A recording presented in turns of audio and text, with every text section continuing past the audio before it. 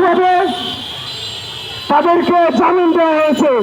সারা বাংলাদেশেই এই আওয়ামী লীগের পুনর্বাসন চলছে, জামিন বাড়িচ্ছে, মামলা বাড়িচ্ছে চলছে, অথচ তাদের বিচার হচ্ছে না।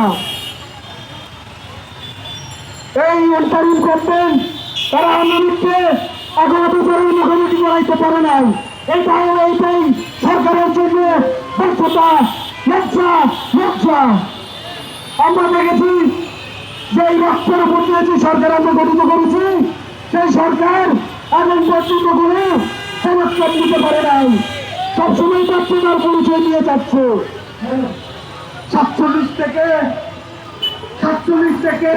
52, 69 গণঅভ্যুত্থান, 71, 90, 24-এর গণঅভ্যুত্থান, সাম্য মানবিক মর্যাদা ন্যায় বিচারের জন্য যেটা হয়েছিল, সেই সাম্য মানবিক ন্যায় বিচার সামাজিক মর্যাদা আমরা এখনো পাইনি।